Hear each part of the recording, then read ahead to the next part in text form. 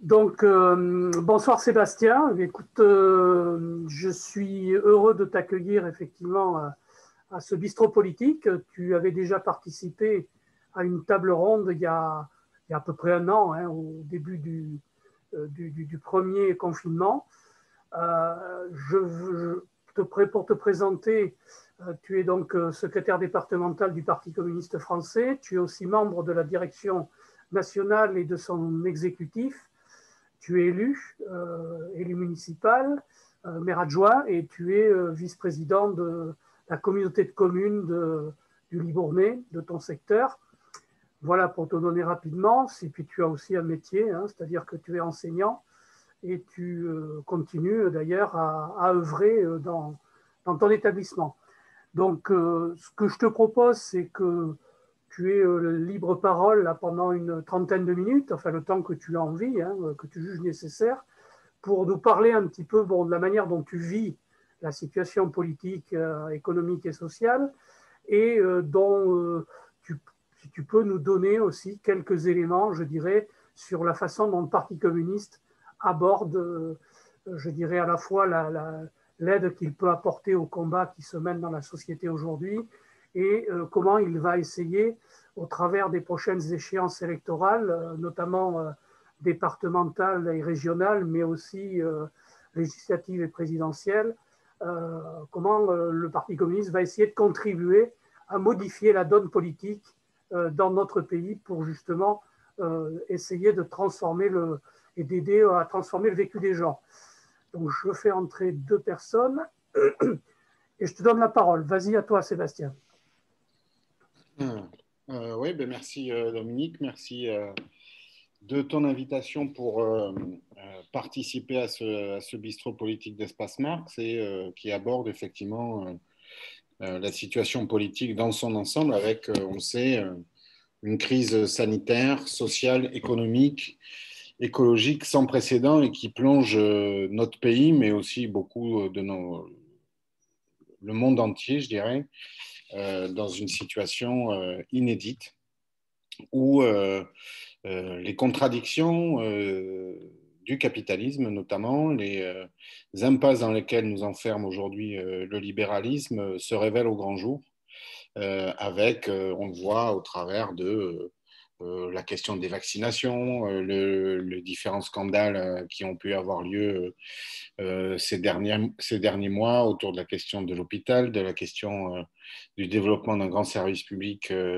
hospitalier, sur les questions évidemment sanitaires avec l'accès aux soins, et puis même si la situation semble s'améliorer de manière assez significative depuis le mois de janvier, on a un gouvernement qui est soumis aux intérêts de la finance et notamment de l'industrie pharmaceutique que détient un bon nombre de capitaux financiers avec des retards sur les vaccins qui aujourd'hui plongent et maintiennent la société dans une espèce de chape de plomb avec le confinement, avec des règles sanitaires importantes qui masquent le niveau de colère et aussi de désarroi qui peut exister dans la population française aujourd'hui, avec beaucoup de gens qui se posent tous les matins plusieurs questions. Vais-je conserver mon emploi?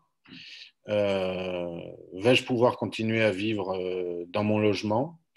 Est-ce que je vais tomber malade? C'est-à-dire des questions extrêmement difficiles, angoissantes, qui font qu'il est en ce moment assez compliqué euh, de poser un discours politique sur l'ensemble de ce que vit le citoyen lambda, je dirais, en tout cas de ce que vit tout un chacun, avec même des pans de la société qui souffrent peut-être encore plus que les autres. Je pense aux catégories populaires, je pense aux jeunes, je pense évidemment aux personnes âgées euh, qui, euh, qui, euh, qui aujourd'hui subissent de plein fouet les conséquences de cette crise qui maintenant s'éternise, puisque ça va faire 14 ou 15 mois que nous sommes dans cette situation.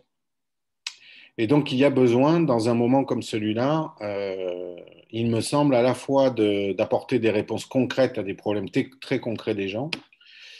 C'est une des raisons pour lesquelles nous faisons campagne au Parti communiste français pour l'accès libre aux vaccins, pour la mise à disposition des brevets de manière à ce que partout dans le monde, on puisse produire de manière massive ces vaccins, puisqu'aujourd'hui,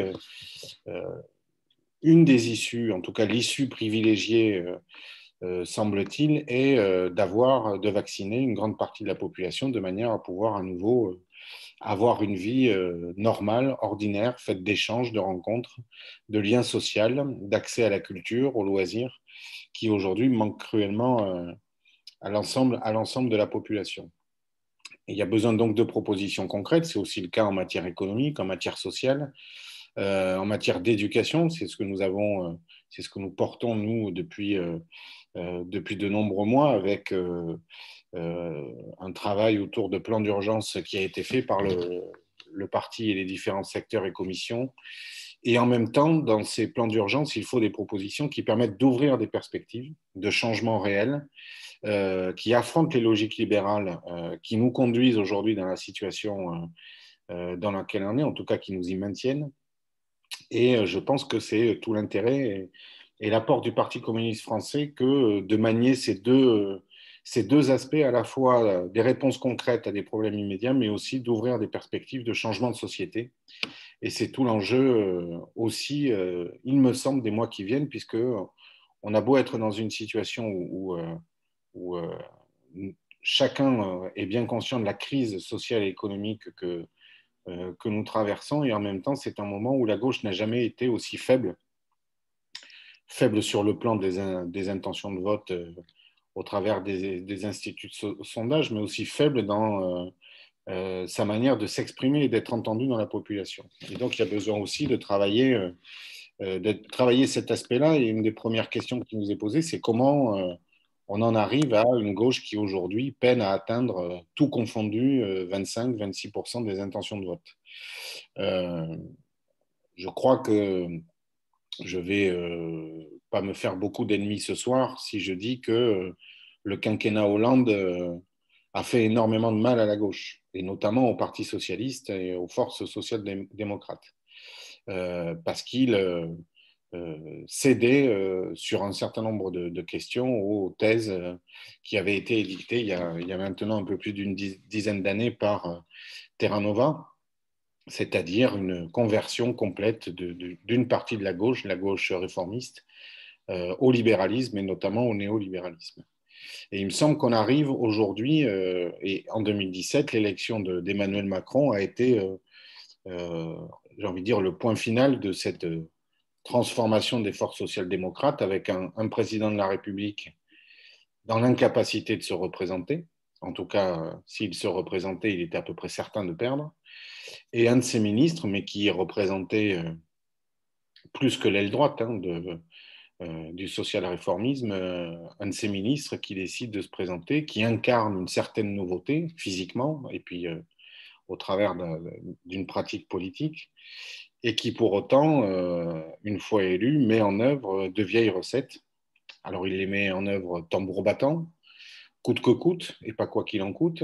Il les met en œuvre en s'opposant et en s'affrontant aux corps intermédiaires, aux organisations syndicales, aux forces démocratiques aussi, aux autres organisations politiques, aux élus, c'est-à-dire que c'est une avancée à marche forcée de la société française pour en finir avec ce qu'on appelle l'héritage du Conseil national de la résistance, mais aussi l'héritage de ce qu'a été la gauche et de ce qu'a pu apporter la gauche depuis au siècle dernier dans un pays comme le nôtre.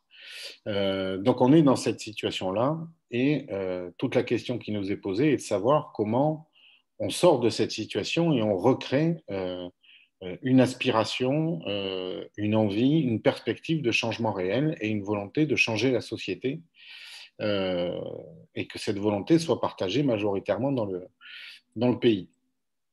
Alors, nous avons tenu un congrès il y a 2 ans et demi où nous faisions du retour en direction des salariés une des clés, en tout cas un des points importants de l'intervention communiste, et notamment d'être à l'appui des luttes qui peuvent émerger. Pour donner un exemple très frais, aujourd'hui Fabien Gay était présent en Gironde. Il est allé à la rencontre des salariés de la papeterie de Bègle, qui ont un projet alternatif, puisque leur principal actionnaire a décidé de fermer l'entreprise, et il travaille depuis de nombreuses semaines un projet alternatif avec une industrie et une activité tout à fait vertueuse, puisqu'il s'agit du recyclage de papier et de carton, donc, qui est une activité qui, en plus d'avoir un intérêt social, a un intérêt écologique fort et aussi un intérêt économique. Donc, il les a rencontrés. On est allé ensuite soutenir les deux salariés de Magna, Ford, Blanquefort, menacés de licenciement par leur entreprise. Évidemment, ce sont deux salariés, ce sont deux responsables syndicaux. Et ce sont deux figures du mouvement des salariés de Magna pour conserver un savoir-faire industriel sur notre territoire, pour conserver l'usine de Magna. Et on a bien vu avec la crise sanitaire que la question de la réindustrialisation du pays se posait de manière criante. Et notamment, alors moi je parle de réindustrialisation ou de nouvelle industrialisation, et pas forcément et aussi de relocalisation, mais ça ne comprend pas que ça.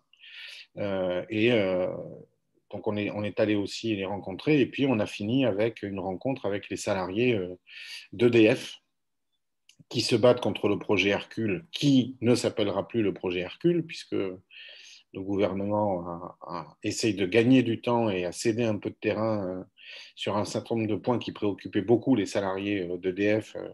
Nous sommes à leur côté, puisqu'il s'agit du démantèlement complet d'EDF. Alors, ça ne date pas d'aujourd'hui. Hein. Depuis 2004-2005, c'est une longue entreprise de démantèlement du service public de l'énergie, de la production à la distribution et à la commercialisation. Et donc, on les a rencontrés cet après-midi en faisant valoir des propositions qui sont celles des communistes. Nous, on est par exemple pour un grand service public de l'énergie, on est pour un mix énergétique, et on estime qu'il ne peut pas y avoir de réponse aux questions sociales et environnementales qui se posent aujourd'hui avec l'énergie sans un grand service public, et en tout cas en n'étant pas débarrassé des dogmes de la finance et des logiques de rentabilité, de concurrence qui peuvent exister dans ce secteur-là, mais aussi dans bon nombre de secteurs. Donc, c'est un premier aspect. Je crois qu'il y a besoin de s'adresser, que la gauche, ou en tout cas les forces de gauche qui sont disponibles, s'adressent à nouveau aux salariés, aux femmes et aux hommes qui vivent aujourd'hui de leur travail pour mettre en avant à la fois une contestation de la société telle qu'elle est aujourd'hui, mais aussi des solutions alternatives et tracer des perspectives de changement réel dans un certain nombre de domaines. Parce qu'il me semble que si on parle de reconquête de la gauche, il faut d'abord parler de reconquête idéologique. Et je crois qu'on ne pourra pas parler de reconquête électorale, par exemple, ou de reconquérir des places ou une majorité électorale sans une reconquête idéologique, donc sans s'attaquer aux questions de fond et aux contradictions du capitalisme tel qu'il est aujourd'hui, et également à l'ensemble des formes de domination qui peuvent exister dans la société et qui s'exacerbent beaucoup avec la crise depuis un certain nombre de mois, mais qui s'exacerbent aussi depuis quelques années. C'est pas pour rien que le Front National progresse régulièrement et a atteint des niveaux très importants dès 2017. C'était d'abord, je crois, une défaite idéologique, notamment des forces de progrès et d'émancipation. Donc il y a besoin de s'interroger sur la façon dont on aborde cette bataille idéologique. Ensuite, une bataille politique, c'est-à-dire qu'il y a besoin de travailler des rassemblements très larges pour envisager ensuite des reconquêtes électorales. Nous avons une démarche depuis 2 ans, et notamment c'est la façon dont on a préparé les élections départementales et régionales. Nous avons énoncé un certain nombre de contenus que nous estimons nécessaires pour répondre aux besoins des populations et mener des politiques de progrès social et démocratique. On les a posées au plan départemental, au plan régional, avec d'ailleurs des débats entre nous aussi. Hein. Le Parti communiste n'est pas un parti monolithique où une seule voix se fait entendre et tout le monde tombe d'accord, mais donc d'abord des débats entre nous, même de la confrontation, et puis des débats avec les autres forces politiques qui nous ont permis d'avancer petit à petit et de cheminer vers une stratégie de rassemblement qui consistait en trois objectifs. Conserver la région et le département à gauche, premier aspect. Deuxièmement, s'entendre sur des contenus qui répondent aux besoins des populations. Et troisièmement, participer avec des élus à la mise en œuvre de ces politiques et en ayant l'objectif de revenir au conseil départemental et au conseil régional, puisque nous ne sommes plus au conseil départemental depuis 2015 et le redécoupage des cantons qui nous a fortement pénalisés et qui a permis, on va dire, aux forces bourgeoises de conserver un certain équilibre à l'échelle du département, ou plusieurs équilibres d'ailleurs, et à l'échelle régionale dont nous avons disparu en 2015 également, puisque nous n'avions pas atteint les 5% avec une liste du Front de gauche qui était conduite par Olivier d'Artigol.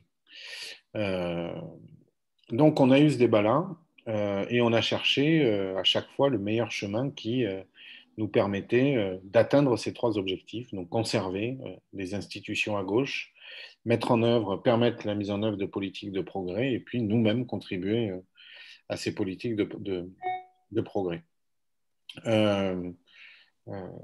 Ça a abouti au vote des adhérents concernant les élections régionales à l'échelle de la grande région. Donc nous présenterons des candidats sur les listes départementales conduites au plan régional par Alain Rousset, président de région. On a eu de nombreuses discussions, de nombreux échanges, que ce soit avec Alain Rousset, le Parti socialiste, mais aussi avec Europe Écologie Les Verts et avec la France Insoumise, mais avec qui nous avons un désaccord stratégique important, hein, puisqu'il n'est pas question pour eux de rassembler l'ensemble des forces de gauche au second tour. Hein. Et notamment, il était inenvisageable pour la France Insoumise de s'allier avec Alain Rousset entre les deux tours. Ce qui, entre autres choses, aurait conduit, ou conduirait plutôt, à l'échec de cette liste et à une victoire de la droite qui, elle, que ce soit les Républicains ou la République En Marche, travaille à un rassemblement entre les deux tours de l'élection régionale, tout comme aux élections départementales. On observe une entente entre les Républicains, la République En Marche, et même sur certains cantons avec le Rassemblement national, puisque ces gens-là ne se feront pas forcément concurrence sur l'ensemble, sur un certain nombre de cantons qui peuvent être perdus par la gauche. Vous savez qu'aujourd'hui, et depuis plus de 40 ans, le département est dirigé par la gauche et par un président socialiste notamment, avec Philippe Madrelle pendant très longtemps et Jean-Luc Glaise récemment.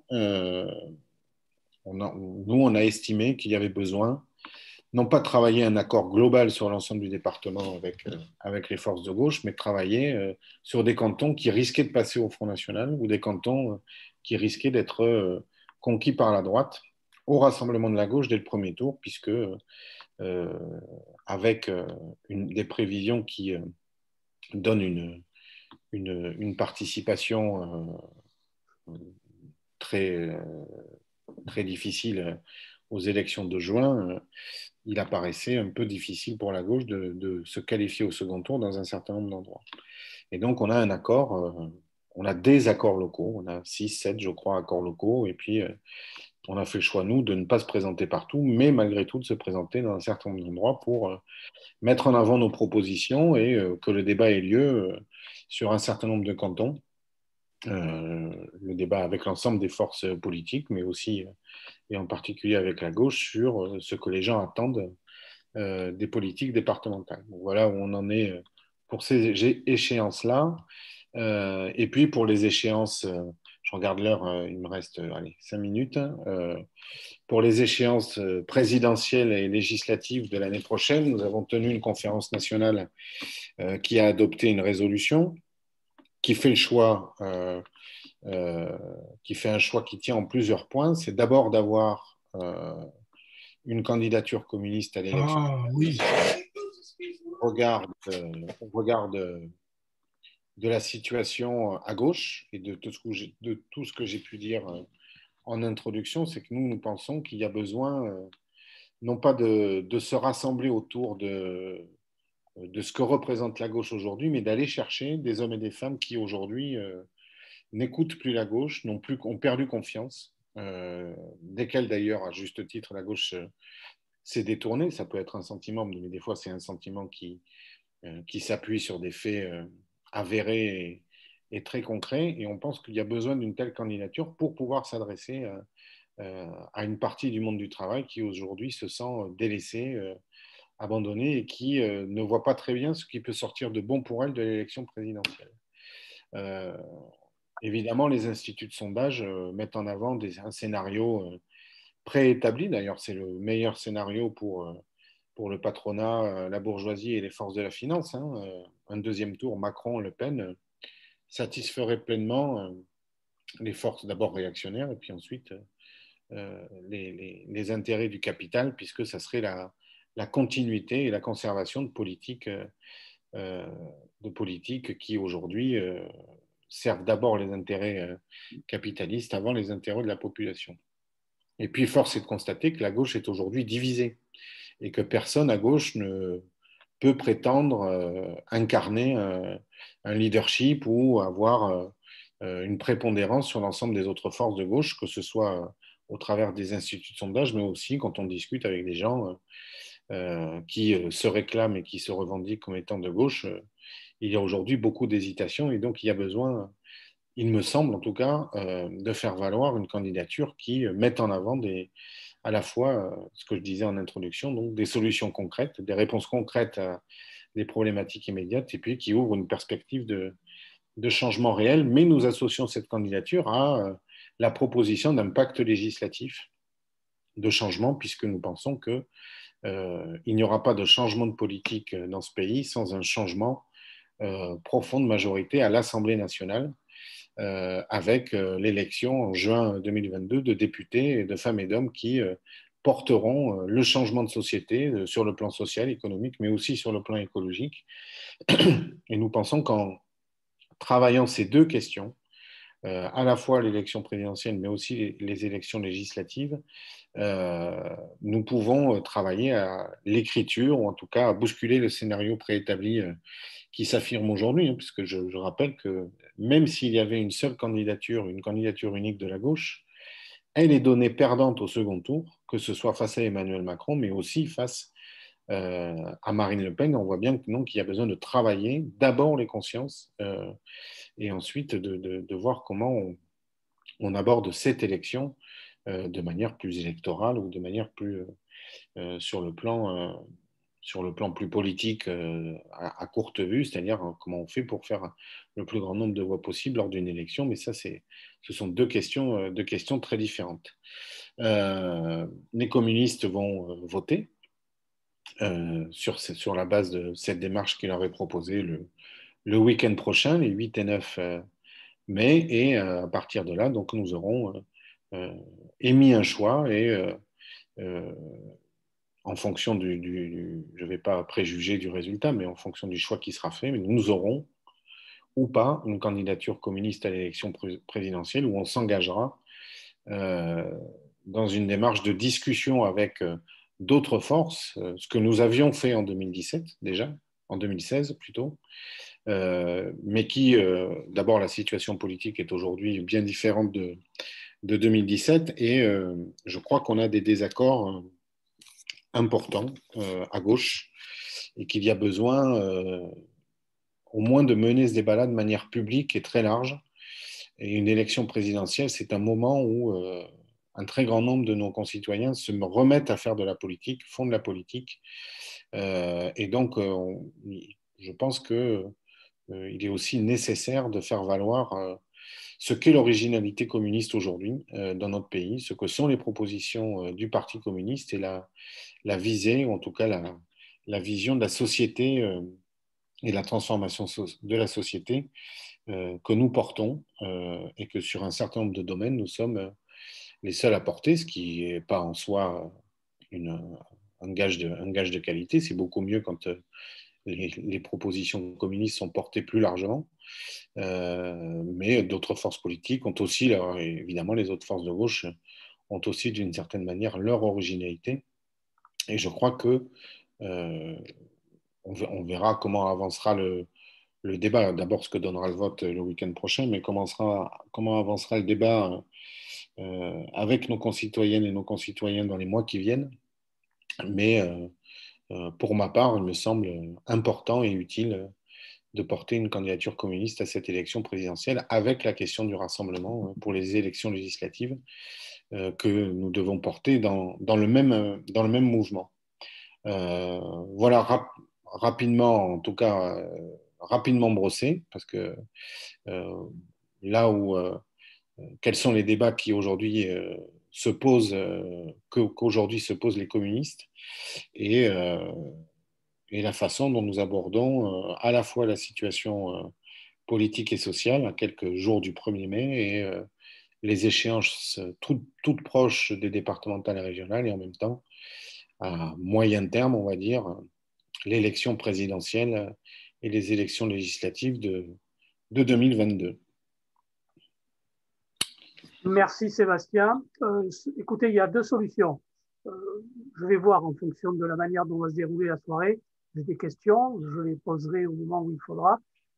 S'il y a des personnes qui souhaitent intervenir dans la discussion, soit pour donner un point de vue, soit pour questionner éventuellement Sébastien Laborde sur un certain nombre de questions, soit vous utilisez la petite main bleue, hein, je ne sais pas si vous avez l'habitude d'utiliser la vidéo, soit vous demandez la parole en utilisant l'onglet réaction en bas de l'écran, soit en écrivant votre demande de parole sur la partie discussion. Voilà. Est-ce que quelqu'un souhaite réagir immédiatement ou pas?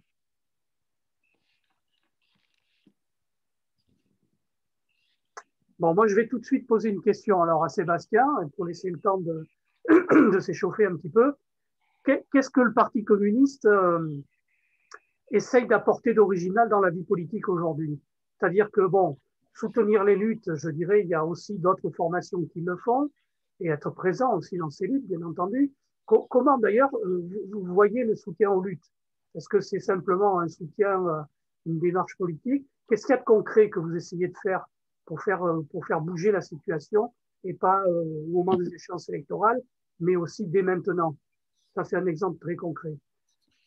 Je crois que l'originalité du Parti communiste français, c'est justement à la fois de porter des propositions dans la société telle qu'elle est aujourd'hui, en ayant une visée de changement de société. Et une visée même de changement profond de société, puisqu'on propose, nous, de dépasser ou d'abolir, je ne propose pas forcément qu'on ait le débat ce soir, mais en tout cas de sortir du système capitaliste et d'ouvrir une ère nouvelle de distribution et d'organisation et de répartition des échanges et des richesses à l'échelle du monde. Ça, c'est la première originalité. Quand on dit qu'on soutient les luttes, c'est-à-dire qu'il ne s'agit pas juste d'être les meilleurs supporters des organisations et des salariés qui aujourd'hui se battent pour leur emploi, mais c'est bien d'ouvrir avec eux et de travailler avec eux des solutions. C'est-à-dire que quand on va rencontrer les salariés de la papeterie de Bègle, ou de Veralia, par exemple, à Cognac, qui sont tous deux des entreprises qui vont fermer parce que l'actionnaire majoritaire estime que non pas l'usine n'est pas rentable, mais qu'elle ne l'est pas suffisamment et qu'elle ne dégage pas suffisamment de dividendes pour l'ensemble des actionnaires. On dénonce, on a une fonction entre guillemets tribunicienne de dénonciation. On apporte notre soutien aux salariés en lutte, c'est une chose, mais on travaille avec eux des solutions alternatives.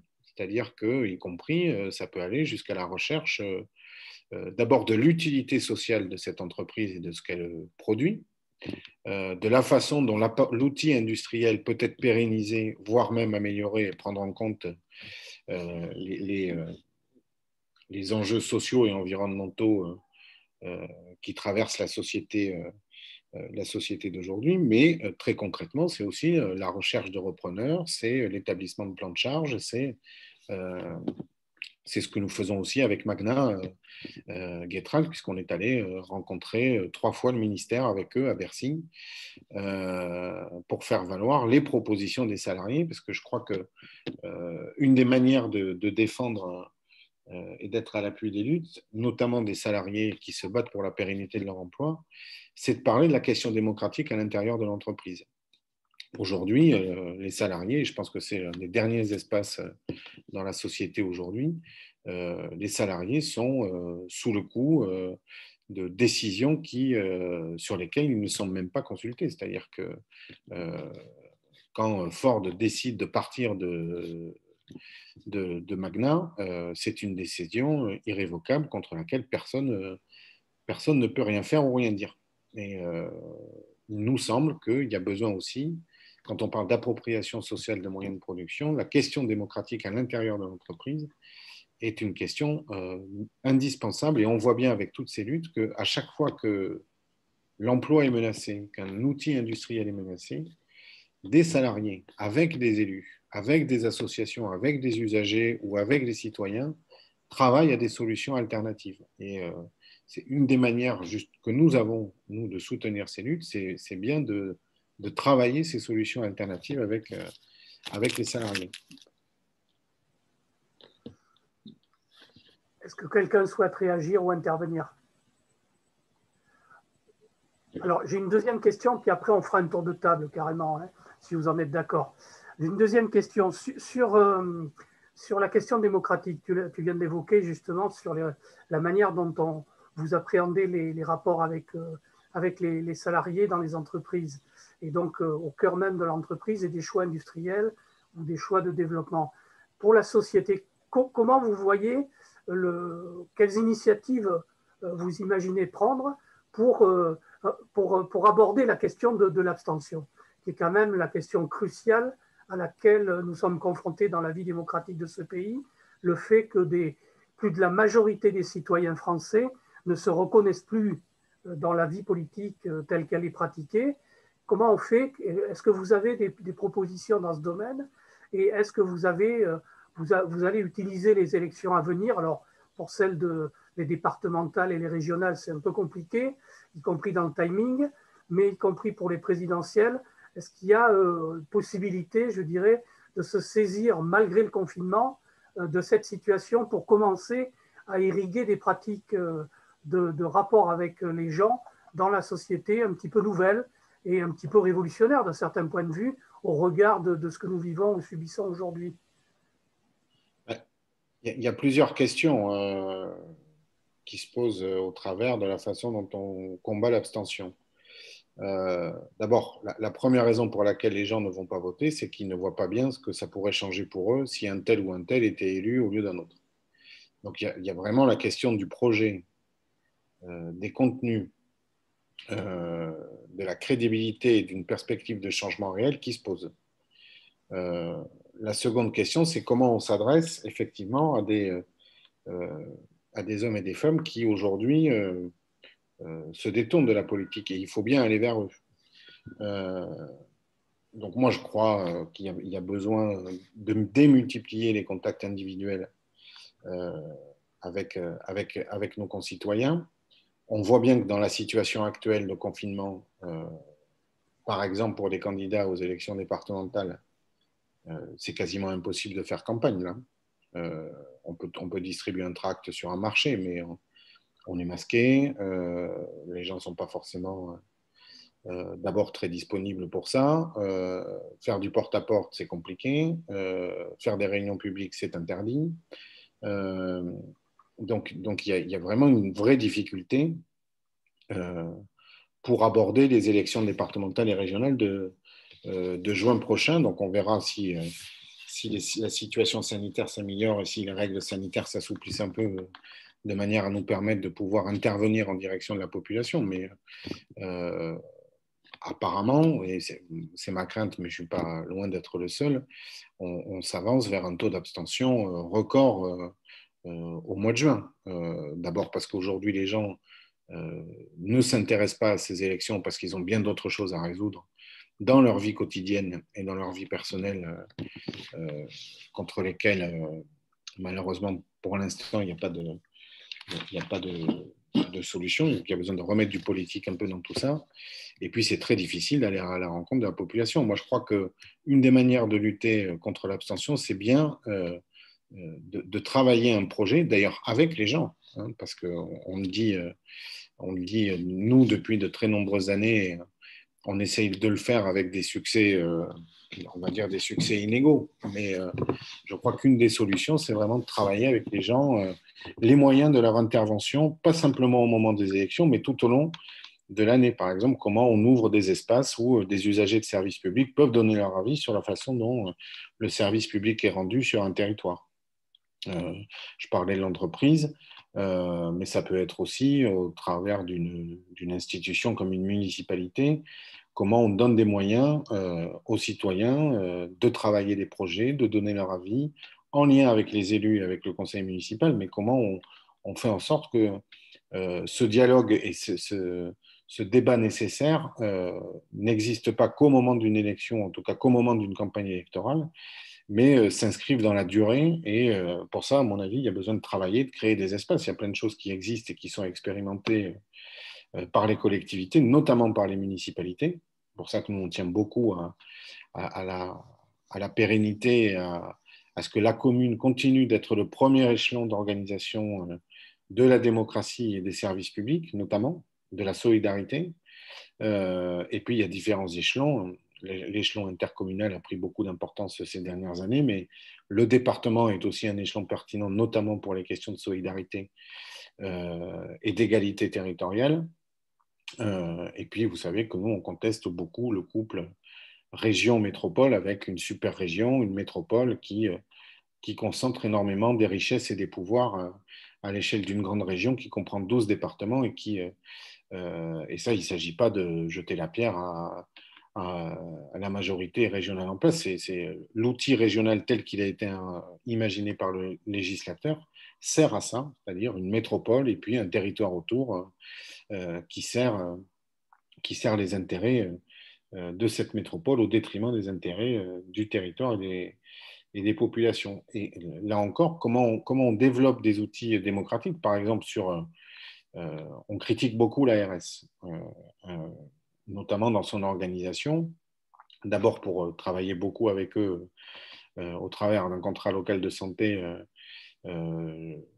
D'abord, l'ARS n'a pas les moyens humains et matériels de répondre notamment à la crise sanitaire telle qu'elle s'est posée depuis plus d'un an. Et puis, elle apparaît aujourd'hui comme un organisme qui sert uniquement à gérer une enveloppe prédéfinie et les besoins qui peuvent s'exprimer du territoire ne sont pas forcément assouvis. Donc, il y a besoin de travailler à la façon dont on transforme cette institution de manière à ce que ce soit véritablement une instance démocratique qui permette de développer par une réponse à l'accès aux soins sur un territoire donné, ou sur l'ensemble du territoire, si c'est à l'échelle régionale, pourquoi pas, ça peut être à l'échelle régionale, mais il y a besoin aussi de développer des espaces de dialogue, de débat entre les citoyens, les élus, euh, les les professionnels de santé pour savoir comment on continue à rendre accessible et voire à lutter contre la désertification médicale. Je crois que ça passe aussi par l'expression démocratique à un échelon à taille humaine, c'est-à-dire soit à l'échelle d'une commune, d'un canton ou d'un territoire donné. Voilà les propositions que nous formulons.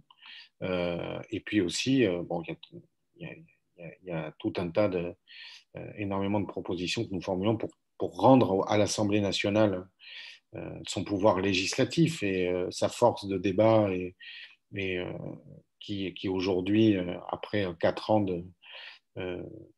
4 ans de gouvernance ou de gouvernement avec Emmanuel Macron et a perdu complètement de son sens. C'est devenu, d'ailleurs, ça s'est exacerbé depuis le début de la crise sanitaire, mais ça n'est quasiment plus aujourd'hui qu'une chambre d'enregistrement de projets de loi présentés par le Premier ministre. Ce n'est pas tout à fait la vocation, en tout cas, ce n'est pas notre conception de ce que doit être une République et de ce que doit être l'Assemblée nationale.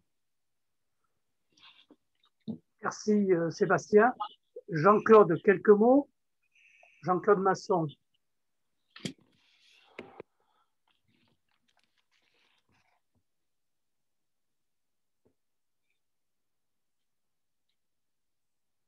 Jean Kerbe.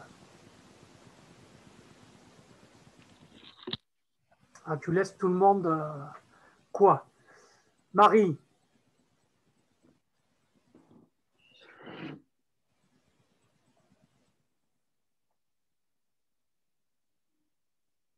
Anne-Marie. Bon, ben, je vais me jeter. Pardon, oui, excusez-moi, j'arrivais plus à... Pardon. Bon, ben, merci pour cette... Bonsoir à tout le monde. Et merci pour cette intervention, Sébastien. J'ai deux petits, comment dirais-je, j'ai deux petits soucis avec ce qui vient d'être dit. Le premier, c'est quelle a été la position qu'a pris Rousset, quels étaient les accords, à quoi s'est-il engagé plutôt sur la LGVE, puisque lui, il était partant pour ce projet. Et ensuite, bon, alors ça c'est à plus long terme, mais quel est le sens d'une candidature communiste au présidentiel à 2,5%? Alors, je veux bien le témoignage, le machin, le truc, mais voilà, on a toujours le même questionnement. Je comprends tout à fait bien le souci de présence communiste, témoignage communiste, etc., etc. Mais est-ce que ça a un sens? C'est tout. Anne-Marie, tout de suite. Ben, oui. Anne-Marie. Oui. Ben, moi, je veux dire que la candidature communiste, elle a un sens, à mon avis, pour une raison toute simple. C'est qu'à aucun moment, lorsque l'on suit les médias, quels qu'ils soient, à part mon journal préféré, l'Humanité, on ne trouve les positions qui sont défendues par les communistes. Je vais prendre un exemple tout bête. C'est vrai qu'André Chassaigne a gagné de faire augmenter les pensions pour les agriculteurs, et c'est un vieux combat qu'il menait, lui, en tant que communiste, au fin fond de son Puy-de-Dôme. Et grâce à une niche, il a réussi à ce qu'enfin on prenne conscience que les agriculteurs, ils ont des pensions qui ne veulent rien dire. Mais pour moi, que les communistes aillent seuls, même si on fait 3%, ça me fait mal au ventre, mais enfin bon, c'est comme ça. De toute façon, c'est à qui on le doit d'avoir été cassé. Je ne vais pas remonter loin, mais je dirais qu'en 81, on a signé notre arrêt de mort en participant dans les gouvernements de M. Mitterrand. Passons. Et c'est le seul moment où on peut entendre ce que nous proposons. Et puisqu'on parle des présidentielles, je me pose une question toute bête, et j'en ai discuté avec quelqu'un qui est au Parti communiste, mais qui est comme moi un lambda. Comment on pourrait bien faire pour nous ramener vers nous tous ceux, en particulier, je pense au nord de la France, qui ont quitté le vote communiste parce qu'ils ont été attirés par les sirènes du FN à l'époque, du RN aujourd'hui, et ce n'est pas eux qui vont leur permettre d'avoir à manger demain, que leurs enfants aillent à l'école, qu'ils aient un métier, qu'ils aient une vie normale, j'ai envie de dire. Comment faire pour les ramener vers nous, qui avons des propositions qui, si elles étaient mises en œuvre, leur permettraient de vivre mieux? C'est ça mon souci. Alors, je suis très loin des régionales, je suis loin des cantonales, mais je pense plus au présidentiel. C'est tout ce que j'avais envie de dire. Oui, merci Anne-Marie. Sébastien, tu veux réagir? Oui, mais j'aime bien Marie qui a juste deux petits soucis, comme elle a dit. Le premier, c'est Alain Rousset. Le deuxième, c'est la candidature à la présidentielle. Bon. C'est vrai, c'est deux petits soucis. Je dis en rigolant, mais évidemment, on a des désaccords importants avec Alain Rousset, comme on peut en avoir avec Europe Écologie Les Verts ou avec la France Insoumise. La LGV, et notamment Bordeaux-Toulouse, fait partie de ces désaccords. Et nous maintenons l'idée d'une solution alternative qui a d'ailleurs été travaillée notamment par nos camarades du Lot-et-Garonne, pour rapprocher en temps Toulouse et Bordeaux, sans avoir à créer une LGV qui, d'abord, qui détruirait un certain nombre d'écosystèmes et de paysages sur son tracé, mais qui en plus n'apporte rien à un territoire quand elle le traverse. Donc on a un désaccord avec Alain Rousset sur ça, on a un désaccord sur la convention TER, notamment, et sur comment on développe les trains du quotidien, justement, plutôt que les LGV. Et on a obtenu un certain nombre d'engagements, mais sur la LGV, je dois reconnaître qu'on n'a pas obtenu d'engagement plus que ça. On a aussi énormément discuté avec Europe Écologie et Verts, et on a un vrai débat avec eux sur la question énergétique, par exemple. Pas sur la question du nucléaire, parce que ça ne concerne pas le fait régional, mais sur la façon dont on maintient un grand service public de l'énergie. C'est un débat profond qu'on a avec Europe Écologie et Verts, et d'ailleurs aussi avec la France Insoumise. Et des désaccords ou des débats qu'on a entre forces de gauche, je peux en citer des dizaines. Et ce n'est pas nouveau d'ailleurs. Pour moi, la question n'est pas celle de nos désaccords, mais est-ce qu'il y a malgré tout des points de convergence, et en tout cas des politiques qu'on peut développer ensemble, en estimant les uns les autres qu'on va ou trop loin ou pas suffisamment loin, ou qu'on peut pas faire, qu'on peut pas aller plus vite que dans un certain nombre de domaines que ce qui est fait.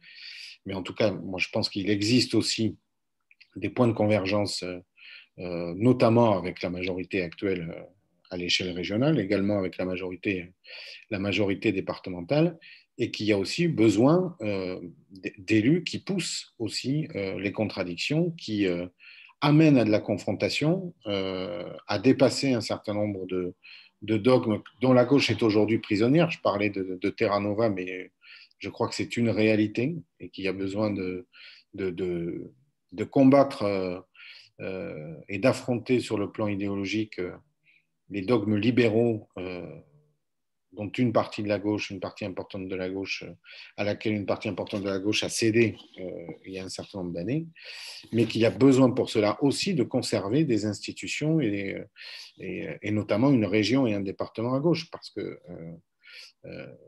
en face, la droite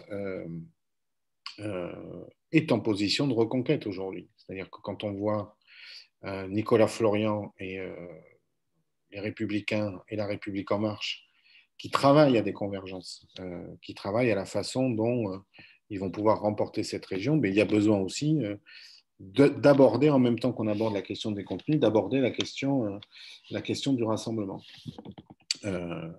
Sur la candidature communiste à l'élection présidentielle, tu viens de nous annoncer le score de l'élection présidentielle, donc évidemment, c'est compliqué, mais moi, il me semble que... c'est le score donné dans l'UMA, hein? Oui, mais alors, c'est le score d'un sondage donné dans l'UMA, Marie. C'est pas le score... c'est pas sûr encore qu'on fasse 2,5. Tu vois, on pourrait peut-être faire moins même, ou plus, on ne sait pas. Moi, je crois qu'il y a besoin d'une candidature qui s'adresse aux salariés qui, aujourd'hui, n'écoutent plus ce que la gauche raconte. Et je parle de la gauche au sens large. Il y a besoin d'une candidature qui s'adresse à la jeunesse également et qui porte dans le projet qu'elle va présenter aux Françaises et aux Français la perspective d'un changement de société. Et ça, je ne vois pas à gauche aujourd'hui qui d'autre le fait. Et puis, il y a besoin en même temps de travailler la question d'une alternative politique. Mais je crois qu'on a... si le Parti communiste a eu un rôle important dans l'histoire de notre pays, c'est justement quand il portait à la fois la question de l'alternative politique, mais aussi celle du changement de société. Et c'est cette perspective de changement de société qui nourrissait une alternative politique. Et il y a besoin que ces idées-là, au regard de la situation et de la crise sociale et économique sans précédent que nous traversons, il me semble qu'il y a besoin que ces idées-là soient présentes à l'élection présidentielle parce que, qu'on le veuille ou non, c'est le moment, et c'est même pour beaucoup de nos concitoyens le seul moment où ils s'intéressent à la politique, où ils font de la politique. Et donc, pour moi, au moins 3 raisons qui justifient, ou en tout cas qui expliquent pourquoi moi je pense qu'une candidature communiste est importante à l'élection présidentielle de 2022. Parce que, à l'inverse, moi, à quoi bon travailler une candidature unique? Je provoque, hein, là, quand on voit que de toute façon, elle est perdante face à Emmanuel Macron ou face à Marine Le Pen. Si on regarde les sondages tels qu'ils sont aujourd'hui, si l'élection présidentielle avait lieu demain, ça serait une catastrophe pour les forces de progrès. Ça, c'est sûr et certain. La question qui nous est posée, c'est comment on bouscule ce scénario dans les 6 à 10 mois qui arrivent. Monsieur Brouard ou Madame Brouard, ou Monsieur ou Madame Caillé, Carlos.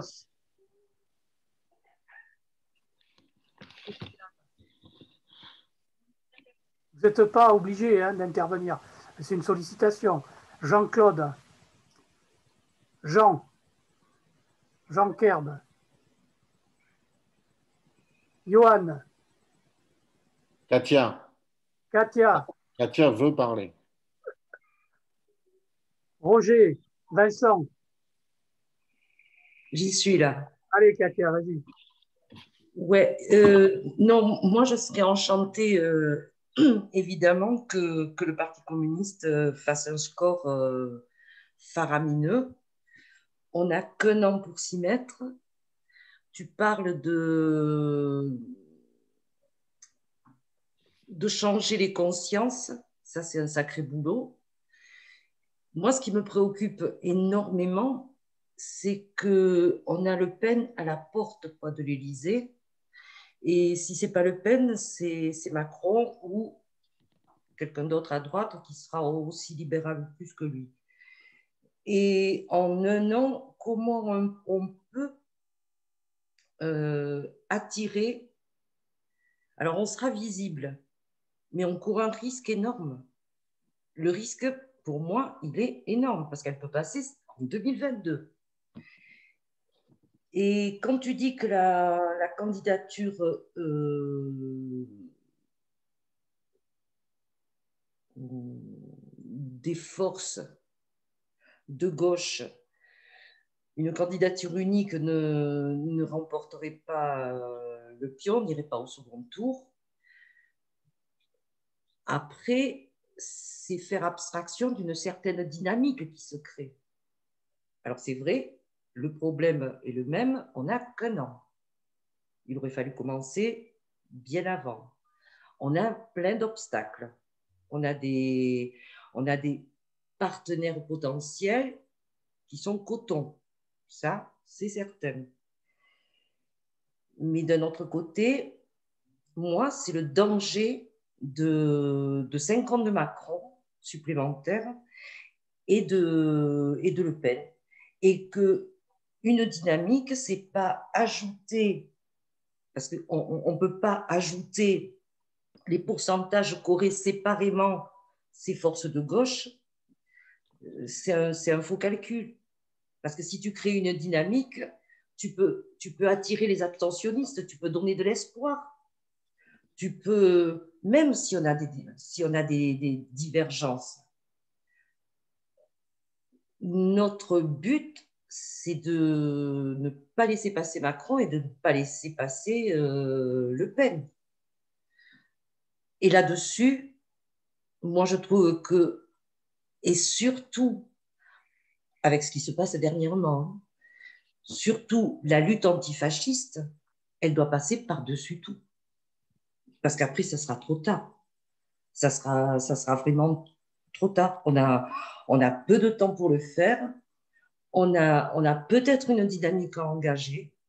On a peut-être des propositions communistes à mettre dans notre poche, peut-être.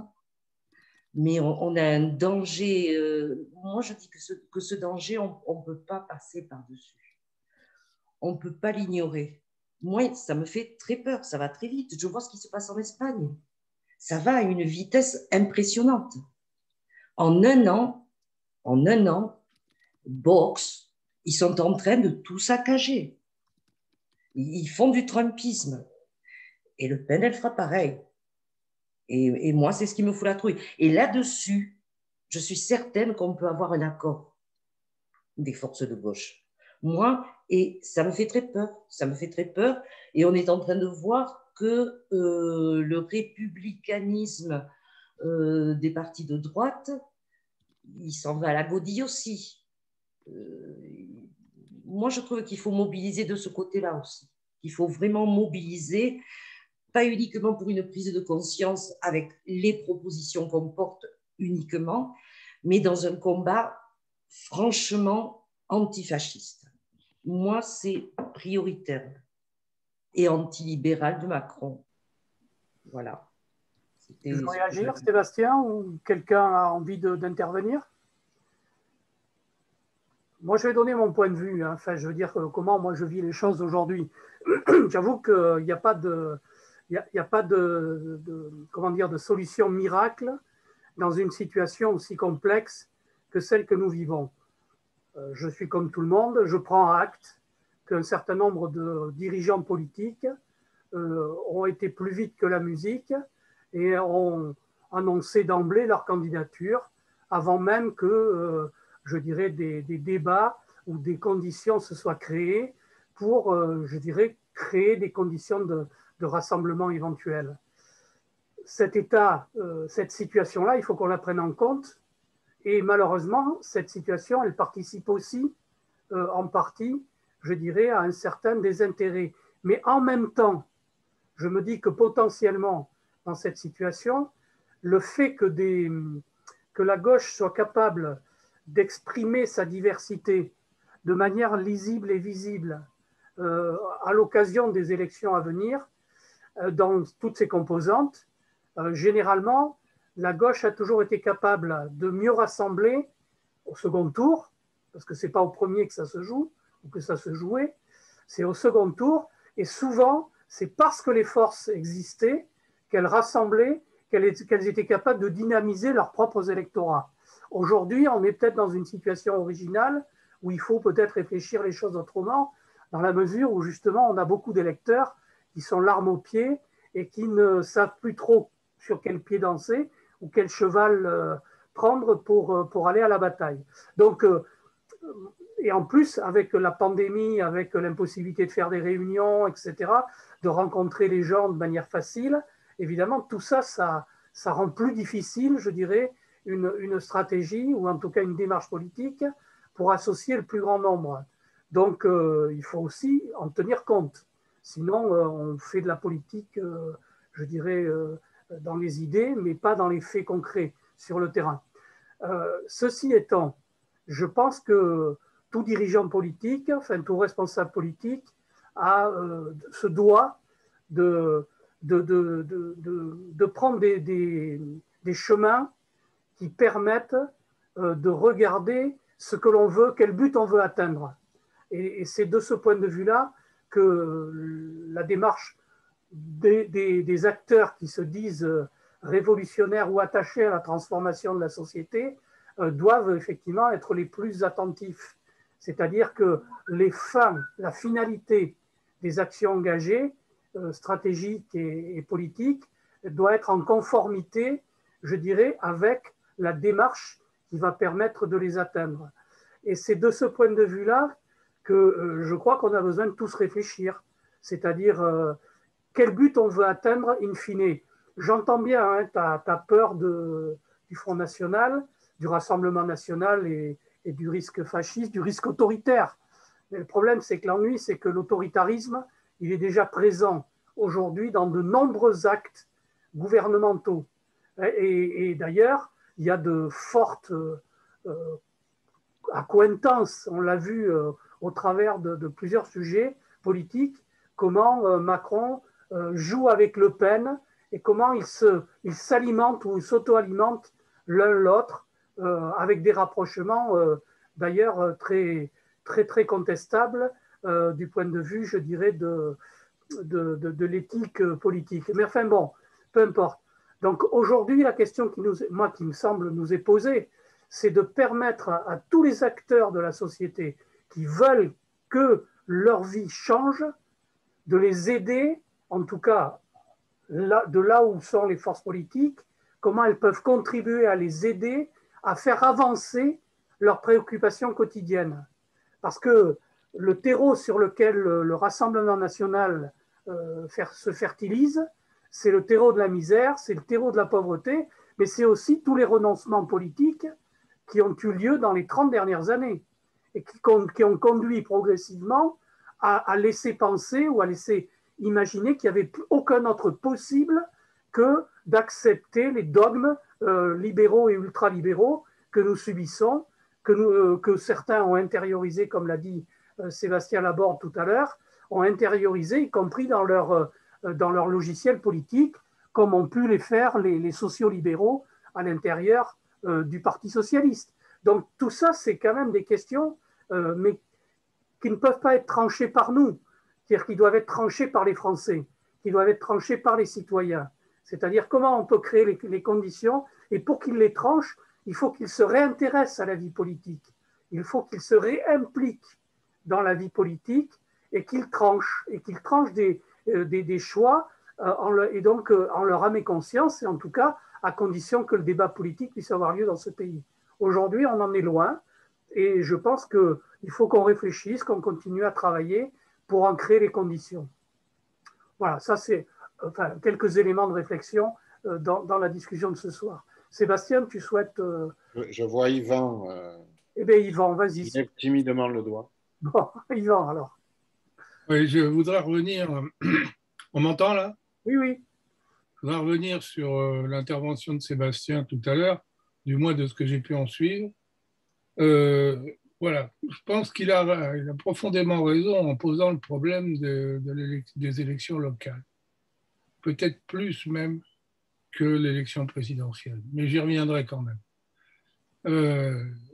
L'essentiel, de mon point de vue, c'est d'avoir des élus de terrain, d'être au contact des masses et du peuple en général, et des travailleurs, bien entendu, et d'abord des travailleurs. Donc, je crois que la mère des batailles, ce sera la bataille pour les législatives. Mais en attendant, c'est les élections régionales et départementales. Là-dessus, je pense qu'il ne faut pas les négliger, parce que je vois que le débat a l'air de tourner directement sur la présidentielle. Or, il peut y avoir une situation politique complètement différente. Et sur la présidentielle, maintenant, venons-y. Tout le monde parle d'un duel, enfin tout le monde. On parle d'un duel Macron-Le Pen au second tour. Mais moi, j'en sais rien. Je suis même pas sûr que Macron soit candidat. Je ne suis pas sûr que la bourgeoisie choisisse Macron tellement il est démonétisé avec la façon dont il a géré la crise là. Moi, c'est pas pour rien que Édouard Philippe est en train de tracer des sillons là, en ce moment. Moi, je ne suis pas du tout convaincu que Macron sera au deuxième tour. Même peut-être pas au premier, j'en sais rien. Donc, poser les problèmes en ces termes, pour moi, je ne sais pas. Je ne le ferai pas. Ensuite de ça, une candidature communiste. Il y a un an, j'aurais hésité. Je me dis franchement, je n'étais pas pour. Aujourd'hui, je suis pour. Je suis clairement pour. Il faut affirmer le parti. Et je vais plus loin, Katia. Quand bien même, s'il doit y avoir malheureusement une aventure d'extrême droite, fasciste, je ne sais pas, mais d'extrême droite, oui, eh bien, il faut un parti communiste qui tienne debout, qui soit ancré, prêt à se battre, à tous les sens du terme. T'écoutes bien ce que je dis, à tous les sens du terme. Parce que c'est aussi comme ça que ça peut se poser. Voilà. Et je pense que présenter un candidat à l'élection présidentielle, la droite ne s'y trompe pas, hein. C'est réaffirmer la position du parti. Je serais curieux, j'ai pas en tête là, j'ai pas ça en tête. Au moment, alors tu me diras, c'était des circonstances quand même exceptionnelles, on est d'accord. Mais au moment, en 1939, je ne sais pas en pourcentage combien aurait fait le Parti communiste. Hein. Je n'en mettrais pas ma tête à couper. Ça devait tourner à 2,5%. Quelque chose comme ça. Donc, voilà. Et par contre, il faut utiliser cette campagne pour s'affirmer. Je trouve que je suis même agréablement étonné. Fabien Roussel mène une campagne tambour battant. Là, dans les médias, il passe bien. Hein, bon, il est journaliste, il sait faire, mais quand même, je trouve qu'il passe bien et je trouve, alors bizarrement, qu'on nous donne la parole. Alors, est-ce qu'on nous la donne en début de campagne et qu'on nous la donnera plus après? Ça, c'est encore possible. Mais par exemple, il y a des choses qui me... J'ai été surpris par Bourdin. Bourdin, qui habituellement est très agressif. Au dernier passage de Fabien Roussel chez Bourdin, là, il lui a plutôt tendu des perches que Fabien a saisi tout de suite. Et ensuite, ce qu'il y a vrai, pourquoi il y a un danger fascisant? Je sais pas, facile. Parce que précisément, le capitalisme est dans une crise profonde, une crise multidimensionnelle, alors, dans laquelle le Covid n'a pas arrangé les choses, c'est clair, hein, puisque... Mais la crise, parce que on n'a pas l'air de s'en douter, là, mais j'étais, il y a 3 jours, je suis allé faire, j'ai discuté avec un gars qui loue des vélos à la saison. Bon, je lui ai acheté un vélo à assistance électrique, un vélo qu'il avait après location, il vend les vélos quand il a fini la période de location. Et il y a une copine qui voulait lui en acheter un, elle a dit bon, c'est un peu cher, j'achèterai à l'automne. Je lui ai dit non, vous n'achèterez pas à l'automne, on ne pourra plus avoir des vélos l'année prochaine. Il n'y a plus de matériaux, il n'y aura pas de pneus. On manque déjà de composants électroniques pour les bagnoles. On arrive au plan écologique et de production, on arrive à des limites, à des butoirs actuellement.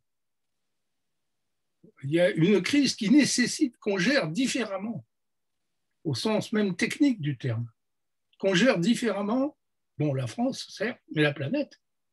Le problème va se poser à un autre niveau.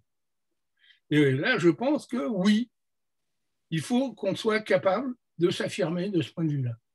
Ce n'est pas pour rien qu'on a monté progressiste, là, qui est derrière moi, hein, parce que je pense que c'est là que ça va se nourrir. Voilà, je ne veux pas monopoliser le... Pas de problème, merci Yvan.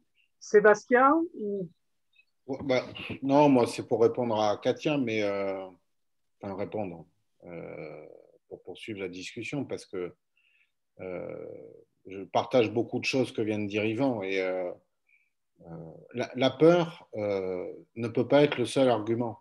Je ne dis pas que c'est le seul que tu as utilisé, Katia, mais si on veut vraiment lutter contre l'extrême droite et empêcher qu'elle arrive au pouvoir un jour, il ne s'agit pas uniquement de créer une candidature qui permette de rassembler tout le monde de manière à être devant. Il y a vraiment besoin de travailler idéologiquement la société. Parce qu'on a perdu énormément de terrain dans plein de domaines. Qui sont le fonds de commerce du Rassemblement national, mais on voit bien aussi que le Rassemblement national est un des partis les plus libéraux au sens économique du pays. C'est-à-dire que quand on regarde le programme de Marine Le Pen et le tour de force qu'elle arrive à faire, c'est à la fois d'avancer des propositions profondément libérales, ultra-libérales même sur certains aspects, mais d'arriver à faire entendre à des salariés, et notamment à des gens qui vivent difficilement de leur travail, que ce qu'elle propose est la solution à leurs problèmes. C'est-à-dire qu'il n'y a pas que la question de l'immigration. On a bien vu le changement stratégique du Front National avec le départ du père et l'arrivée de la fille. Aujourd'hui, moi, je vis sur un canton où les digues entre le Rassemblement national et la droite ont sauté. Et c'est le cas dans beaucoup de cantons ruraux. Et au regard de la proximité de l'échéance départementale, nous, il nous a semblé qu'il fallait travailler des candidatures de rassemblement. Mais parce que se présenter à une élection départementale, c'est pas tout à fait se présenter à l'élection présidentielle. Et tu dis, on a un an. On a un an concernant l'élection présidentielle de 2022. Mais la Terre ne va pas s'arrêter de tourner au soir de l'élection présidentielle. Et moi, je trouve qu'à gauche, à la fois, on a beaucoup trop intégré le calendrier électoral tel qu'il existe aujourd'hui dans notre pays, qui ne permet pas de travailler politiquement à long terme. Alors, au PC, on se le dit souvent comme ça, mais on est souvent emmerdé par des campagnes électorales qui nous empêchent de développer des campagnes politiques sur des aspects bien précis qui nous permettent de donner à voir que la question de l'argent est une question essentielle aujourd'hui dans notre pays, que la question démocratique est une question essentielle, que la question du travail est une question essentielle. Et à chaque fois, ça s'arrête parce qu'il y a des échéances électorales et tous les ans, quasiment, on vote à l'élection. Et l'élection présidentielle revient tous les 5 ans avec des élections législatives qui sont devenues, c'est même pas un troisième tour de la présidentielle, c'est la confirmation du deuxième tour de l'élection présidentielle qui se produit aux élections législatives. Et ne serait-ce que pour ça, alors on a fait l'expérience en 2017 et en 2012, en soutenant une autre candidature, qu'une candidature communiste, mais en soutenant à chaque fois une candidature de rassemblement. Aujourd'hui, soutenir par exemple Jean-Luc Mélenchon, ça n'est pas soutenir une candidature de rassemblement, c'est soutenir le candidat de la France insoumise. Ce n'est pas tout à fait la même chose qu'en 2017 et 2012. En tout cas, moi, j'ai pris position en 2017 et 2012 et aujourd'hui, je prends une autre position, mais parce que d'abord, la situation politique n'est pas la même et la stratégie de Jean-Luc Mélenchon n'est pas la même non plus qu'en 2017 et en 2012. Et puis, on sait qu'il y aura d'autres candidatures à gauche, qu'il y ait ou pas une candidature communiste. Il y aura une candidature d'Europe Écologie Les Verts. Il y aura une candidature social-démocrate.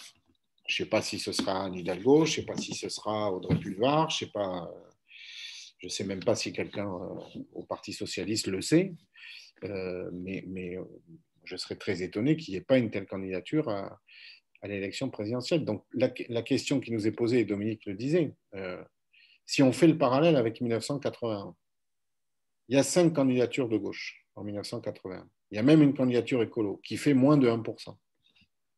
Comme quoi, des fois, quand on fait moins de 1% à une élection, 10 ans plus tard, les questions qu'on a posées à cette élection, elles ont maturé dans la société, elles ont grandi. Mitterrand fait je ne sais plus combien, 27 ou 28, je crois. Et Georges Marchais fait 15. Et on considère que c'est un échec, nous. Enfin, on considère. Les communistes à l'époque, moi j'avais 7 ans, je ne considérais pas grand-chose de ce résultat. Et c'est justement parce qu'il y a 2 candidatures et 2 projets forts qui se sont exprimés au premier tour de l'élection présidentielle et qui ne se sont pas adressés d'ailleurs au même électorat, que le rassemblement est possible au second tour et qu'on bat la droite. Je mets à part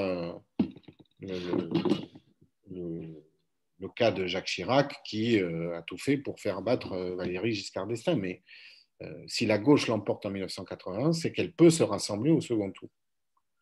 Et moi, ma crainte avec une stratégie qui viserait une candidature à l'élection présidentielle de la gauche, c'est qu'il n'y aurait pas ce débat-là.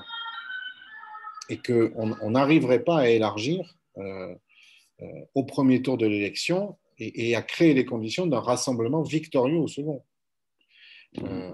Donc effectivement, c'est un risque. Mais je pense que présenter une candidature unique de la gauche, c'est aussi un risque. C'est un risque important de voir au second tour Le Pen face à une candidature de libéral. Alors moi, je suis comme Yvan, je ne suis pas certain du tout que Macron soit candidat à l'élection présidentielle. Je pense que la bourgeoisie, en 2017, a créé les conditions de la victoire d'Emmanuel Macron. sur le plan idéologique, mais aussi en finançant la campagne de celui qui allait gagner quand même, avec des médias détenus par les mêmes. Fillon a été débranché, entre guillemets. Les conditions de le faire perdre ont été créées, et je le disais, alors que François Hollande, je ne pense pas que le patronat ait eu trop à se plaindre du quinquennat Hollande entre 2012 et 2017. Mais étant donné qu'il était battu d'avance, les conditions ont été créées pour qu'il ne puisse même pas se présenter. Et donc, je ne sais pas, moi, quel sera le candidat du libéralisme ou de l'ultralibéralisme en 2022. Donc, on a des sondages qui parient sur un scénario qui aujourd'hui, qui pour l'instant n'existe pas, quand même. Et y compris à droite, on sait que Xavier Bertrand veut y aller, on sait que d'autres veulent y aller, mais moi, je ne sais pas quel sera le candidat de la droite républicaine, entre guillemets. Et ni quelles seront les conséquences d'une candidature de la droite républicaine sur le score de Marine Le Pen. Parce que il faudra regarder, moi je vous invite à regarder précisément ce qui est en train de se passer sur les cantons ruraux du département. Pas simplement celui du Nord Libournais, mais sur un certain nombre de cantons où on voit bien que des passerelles existent très fortes aujourd'hui entre l'extrême droite et une droite extrême. Alors on peut dire que c'est une droite rurale, mais enfin c'est une droite, hein, c'est la droite. Et comment aujourd'hui ces passerelles existent et les digues qui existaient encore il y a une dizaine d'années n'existent quasiment plus aujourd'hui. Donc tu as raison Katia, le danger de voir arriver au pouvoir un gouvernement d'extrême droite, fascisant, est important.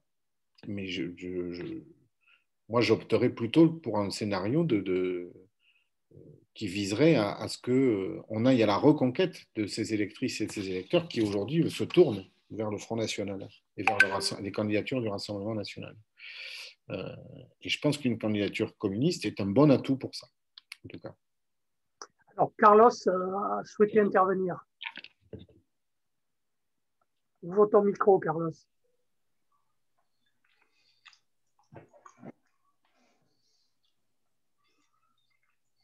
Carlos.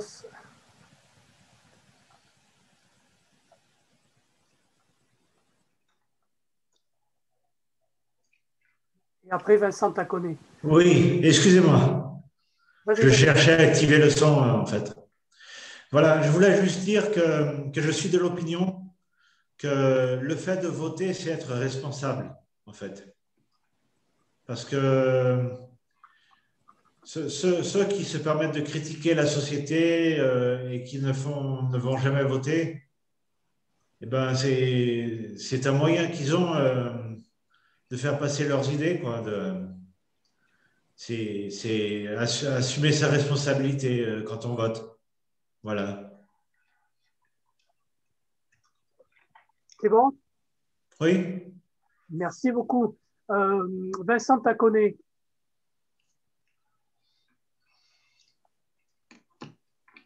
Allume ton micro. Mais oui, j'étais resté muet et je n'avais pas demandé la parole. Mais, ah, pardon, excuse-moi. Je veux bien dire quelques mots. Ce que je crois, je suis assez convaincu par les arguments de Katia parce que je crois que on a le tort de penser que le danger n'est pas si proche de la prise de pouvoir par l'extrême droite dans quelque temps. Ce que je veux dire, c'est que depuis 2002, soyons clairs, depuis 2002, cette échéance fatale, qui n'est pas fatale, cette échéance qui risquait d'être fatale a été repoussée.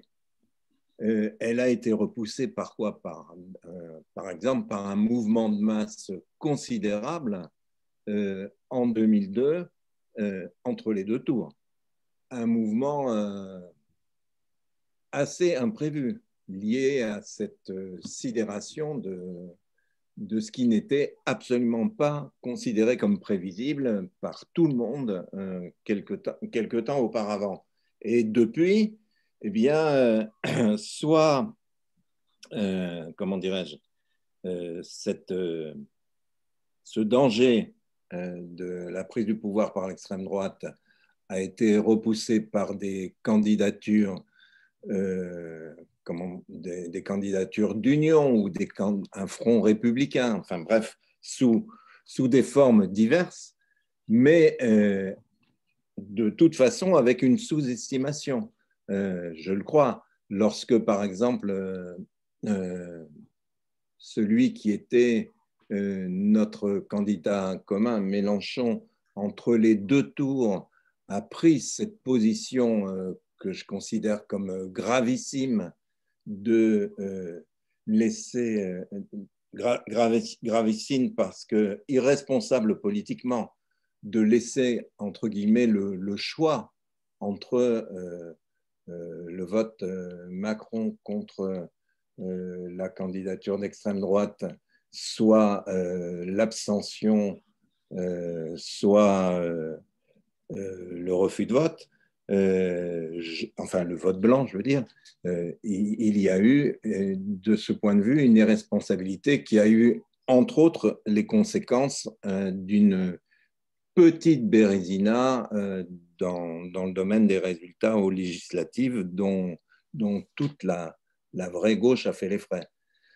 Donc je crois que nous ne pouvons pas sous-estimer ce danger. Les choses sont proches. Bon, les prises de position récentes de ce carteron de généraux quelque peu perdus et décatis a quand même un sens politique.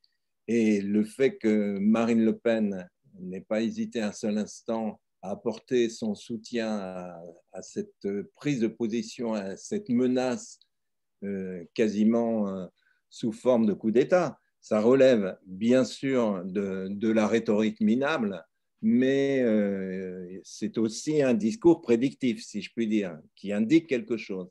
Et je crois qu'il faut mesurer pleinement ce type de menace. Ceci étant dit, bien évidemment, trouver une solution qui soit la plus efficace est terriblement difficile. Pour ma part, je pense que du point de vue des combats pour les choses qui nous sont à cœur, je pense que nous avons besoin dans cette situation non pas d'y aller, parce qu'on risquerait de le payer cher, mais de reculer pour mieux sauter. Je ne sais pas si j'ai raison, mais je prends la responsabilité d'être sur cette position. Pour le reste,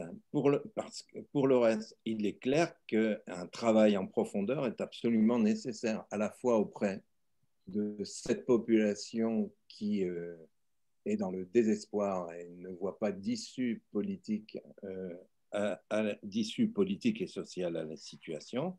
Donc, effectivement, nous avons intérêt à nous tourner vers elle. Et de ce point de vue, tout ce que le parti en tant que tel fait comme action, par exemple en se battant pour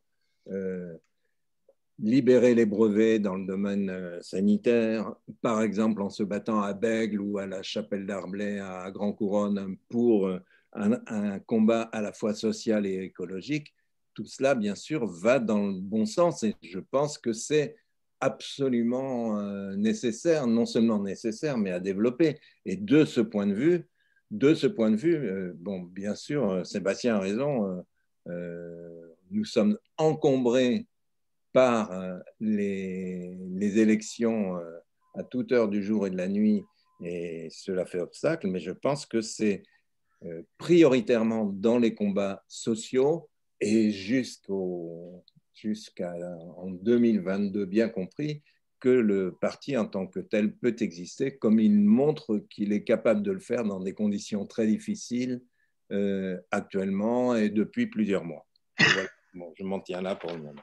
Je m'en tiens là, définitivement.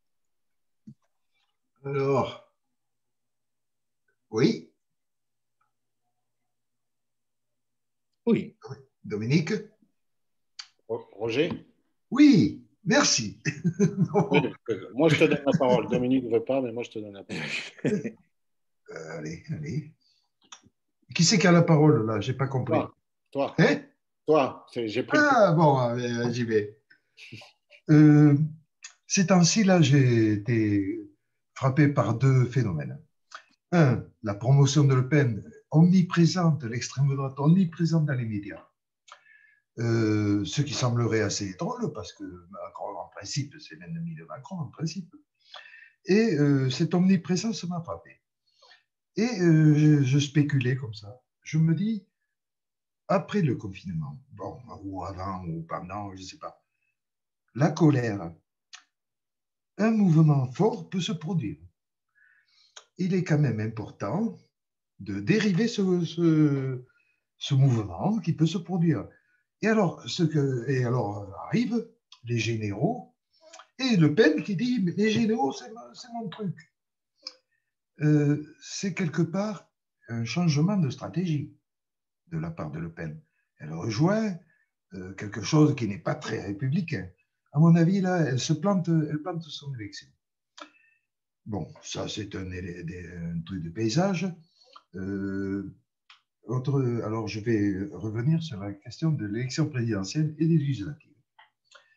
L'option 1, l'option 2, non, elle est effectivement, hein, j'entends des camarades qui rappellent le danger qu'il y a, et je le partage. Je crois qu'il y a effectivement danger, une candidature qui fait un clash, quoi. Cela étant, pour d'autres choses qui ont été évoquées dans le débat, comment peut-on se mettre à côté, être à côté de ce besoin, à mon avis, de notre système? Et ça, c'est quelque chose qui est très, très largement partagé.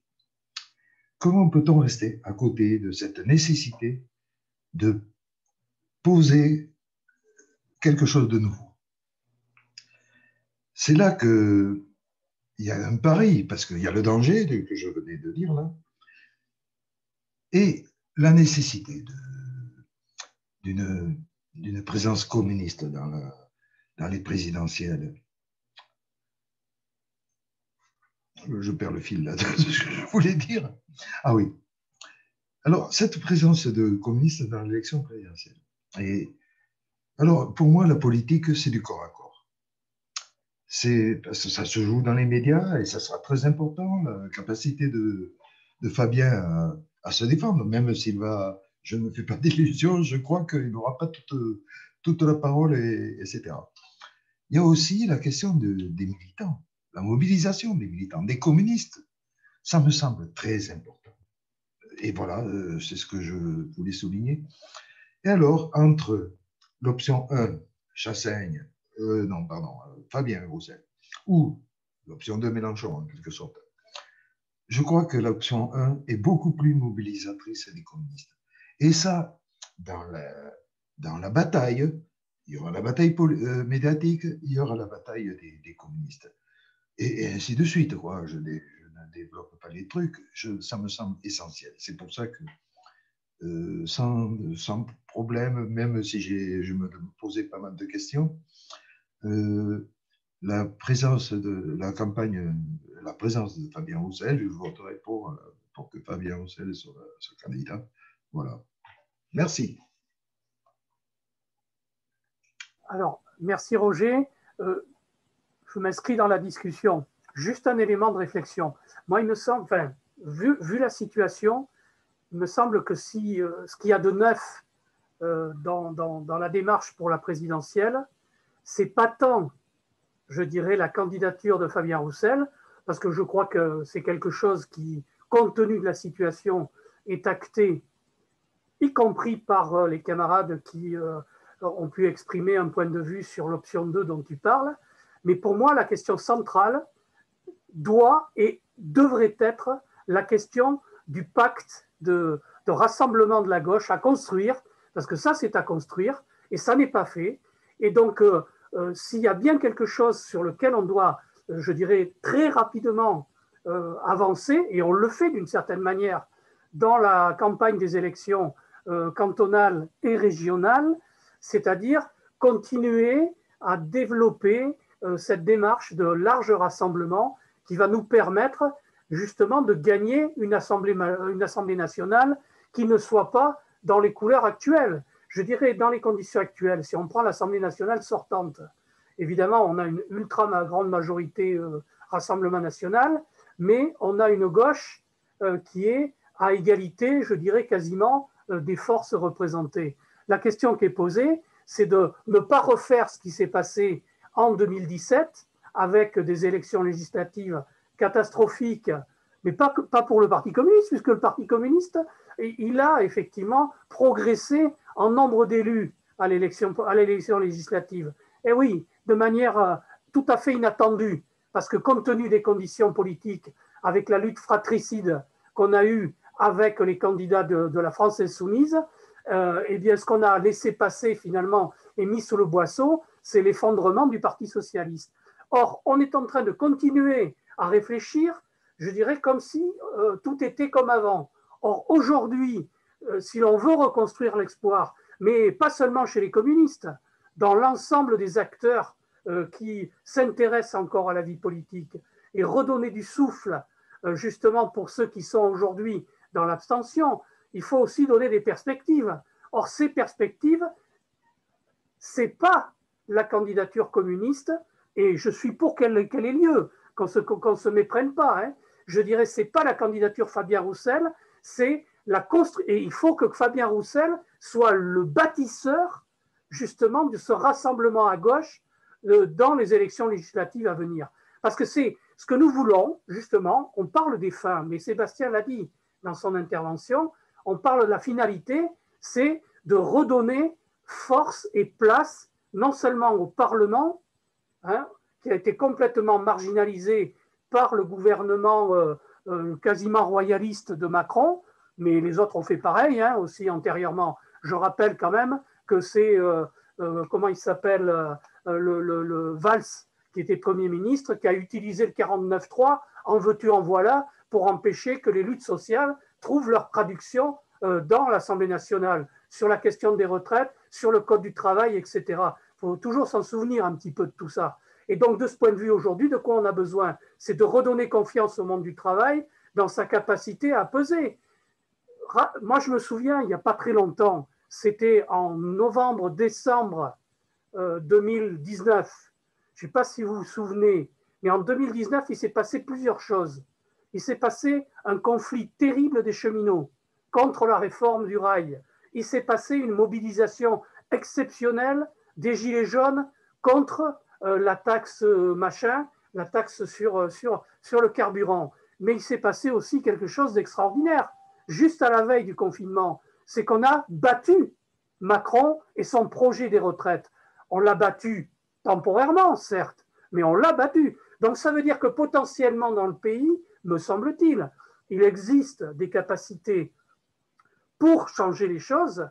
La question, c'est de les libérer. Et comment on va faire? Alors évidemment, la situation sanitaire n'aide pas à tout ça, mais comment on va faire pour valoriser justement l'espace de la préparation des élections législatives, d'abord pour les rendre à nouveau premières dans le débat politique, et que la candidature Roussel peut être un point d'appui pour ça. Mais c'est à ce niveau-là qu'elle est intéressante. Ça peut être une cheville ouvrière pour construire les conditions d'un rassemblement large et de candidature de rassemblement où toutes les forces politiques de gauche puissent se renforcer au point de donner une majorité à l'Assemblée nationale à venir.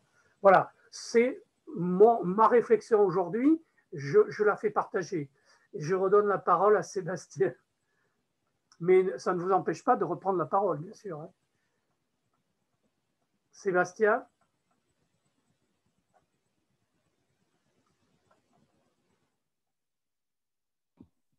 Non, je disais que j'avais pas grand-chose à rajouter. À rajouter, non, parce que, enfin, moi je crois qu'on personne aujourd'hui peut dire voilà notre objectif politique, voilà la façon dont on va y arriver. Ça, c'est, et le fait qu'on ait le débat, moi, ce que j'apprécie plutôt dans les débats qu'on peut avoir entre nous, entre communistes, hein, sur la question de la candidature à la présidentielle, c'est qu'ils n'ont pas grand-chose à voir avec ce qu'on voit sur les réseaux sociaux où chacun énonce sa vérité et où il est très compliqué de rentrer en discussion, alors que moi je vis pas ça du tout dans les débats qu'on peut avoir entre nous. Et je crois que c'est très important de conserver cette idée que on peut avoir des convictions, on n'a pas forcément raison. Et en tout cas, seul, on n'a jamais raison. Mais notamment en politique. Après, il y a la question de la vérité, mais ça, c'est autre chose. Et notamment la vérité scientifique. Mais donc, il y a besoin de poursuivre ce débat-là. Après, une fois que le choix des communistes sera fait, il y a toute la question du sens de la candidature communiste qui va être à travailler et de ce que nous porterons dans la campagne. Parce que moi, je pense que c'est le choix d'une candidature communiste qui va l'emporter. Je pense. Je l'espère, et de ce que j'entends, j'ai l'impression que ça va être majoritaire. Mais pour être utile, tout est à construire. C'est-à-dire qu'il ne suffit pas d'avoir un candidat communiste, de se balader avec la faucille et le marteau pendant 10 mois pour que la société change. Ça, on sait tous que ce n'est pas comme ça que ça se passe. En tout cas, si ça se passait comme ça, on l'aurait fait depuis longtemps et on serait au pouvoir. Mais c'est un peu plus compliqué en général. Donc, il y a besoin de travailler la façon dont on va intervenir, la question de notre programme, nos propositions, et puis dans le sens de la candidature, il y a notre conception du rassemblement, qui, à mon avis, devra être donnée à voir au même niveau que les propositions ou la nature du changement de société qu'on veut voir opérer. C'est pour ça que la question du pacte législatif est très importante et je ne dis pas que c'est l'essentiel de la candidature communiste, mais il y a besoin vraiment de travailler cette question-là dès les semaines qui viennent. Parce qu'on ne va pas construire on a vu la difficulté que nous avons eue à travailler des candidatures de rassemblement aux législatives en 2017, alors qu'on soutenait les uns et les autres le même candidat à l'élection présidentielle. Et moi, je garde un souvenir très amer des législatives de 2017 parce que s'il y avait pu y avoir un rassemblement et un accord entre notamment la France Insoumise et le Parti communiste français, mais avec Ensemble et avec d'autres forces, ce n'est pas un député France Insoumise que nous aurions en Gironde, c'est 2 ou 3 députés France Insoumise et c'est peut-être 1 ou 2 députés communistes. Parce que le fait que nous partions séparés nous a condamnés à l'échec aux législatives, parce que c'est la redite en général de l'élection présidentielle. Donc c'est aussi une des raisons pour lesquelles quand on travaille la question des législatives, je peux me tromper, mais avoir un candidat communiste, ça veut dire qu'on n'est plus des commentateurs du débat politique. On redevient des acteurs. Et on peut le regretter, mais l'élection présidentielle joue ce rôle aujourd'hui dans l'architecture institutionnelle de la Ve République. Et il y a besoin là, ça n'a pas toujours été le cas, d'ailleurs on n'a pas toujours présenté, il n'y a pas que 2017 et 2012 où on n'a pas présenté de candidat. 1974, on n'en présente pas. 1965, on n'en a pas présenté non plus. Et pourtant, en 1969, on en présente un et on fait 21%. Donc, il n'y a pas de vérité vraie. Il n'y a pas un seul chemin pour parvenir à nos objectifs politiques. Mais il y a, je crois, là, en tout cas, besoin que la parole communiste s'exprime et s'exprime de manière très large dans la société. Et ça passe, pour moi, par une candidature à l'élection présidentielle. Voilà. Écoutez, ça fait 1h30 que l'on débat. Est-ce que quelqu'un souhaite éventuellement une dernière question ou un dernier point de vue? Mais sinon, je trouve que... Moi. Ah bon, mais Yvan, vas-y. Une remarque importante. Je pense quand même que Sébastien vient d'aborder le problème de la législative en Gironde et des problèmes avec France Insoumise. Je pense qu'il faut le dire fortement. L'hypothèque France Insoumise a coûté très cher et va encore coûter pendant un certain temps. Parce que ça stérilise un certain nombre de forces. Non seulement ça stérilise un certain nombre de forces, mais il y a une volonté de la part de France Insoumise, certes, mais aussi d'autres forces, d'éliminer le parti. C'est pour ça qu'il faut qu'il s'affirme. J'en prends pour exemple ce qui s'est passé dans les Hauts-de-France, où il y avait un accord avec l'EPS et ELV, a priori, et France Insoumise était autour de la table quand l'accord a eu lieu pour que Fabien Roussel soit tête de liste sur les départementales, et France Insoumise a fait un accord dans le dos avec ELV pour ne pas que Fabien Roussel soit tête de liste. On a le même cas de figure avec Jumel. Faut pas se tromper. Il y a une volonté, là, de certaines forces qui se disent de gauche. Moi, je ne les considère pas de gauche. Hein, je suis désolé, mais c'est comme ça. Jadot, ce n'est pas quelqu'un de gauche. C'est même, dans le cas d'une aventure fascisante, je ne sais pas où il irait. Hein, voilà. Et je pense que dans ces conditions-là, et pour l'avenir, il est absolument nécessaire que le Parti communiste s'affirme en tant que tel, avec des propositions structurantes. Notre campagne doit avoir deux niveaux, toujours. Porter les problèmes immédiats, bien entendu, notamment le problème que nous posons, les problèmes que nous avons posés à travers. Je vous signale quand même que c'est Progressiste qui a lancé la bataille sur les brevets des vaccins. Il faut la porter non seulement parce qu'effectivement c'est efficace, mais il y a quelque chose de fond, il y a du fond derrière. Quand on dit c'est un bien commun de l'humanité, il faut avancer les biens communs de l'humanité, qu'est-ce qu'on apporte? On apporte des idées du socialisme. Il faut être clair là-dessus. Même si on ne prononce pas le mot, ou du communisme, même si on ne prononce pas le mot, c'est le contenu. Avant-hier, à Tossat, je ne sais pas si vous avez vu dans le Sud-Ouest, on a foutu un peu le bordel à Tossat au moment de la commémoration de la journée de la déportation. La petite troupe qui était là, avec qui j'ai discuté, je leur ai dit cette chose j'ai vu que ça les a profondément marqués. Mais ça, je crois que c'est un argument qu'on peut utiliser. Tout Français a dans sa poche une carte du Parti communiste. C'est la carte de sécurité sociale. Alors, c'est à la fois immédiat, parce que la sécurité sociale en a besoin tous les jours, mais c'est un choix de société. Hein, je pense que des choses comme ça marque. Et si on est capable de mener ce type de campagne, alors je ne sais pas, je n'ai pas de boule de cristal, je ne suis pas capable de dire ce que ça va donner, mais au moins on structure un discours. Et il restera dans certaines têtes. Voilà, je ne vais pas embêter plus. Merci Yvan. Un dernier mot, Sébastien, et puis je vous propose qu'on aille manger. Et je vous propose aussi de nous retrouver prochainement dans le cadre des initiatives que nous sommes en train de préparer. Donc Sébastien, et puis on se quittera ensemble. Oui, non, d'abord, j'aimerais bien savoir ce qu'il y a à manger, Dominique, parce que moi, je n'ai rien préparé encore. Non, juste, on vit quand même une période inédite, on le dit et on le redit, mais je crois que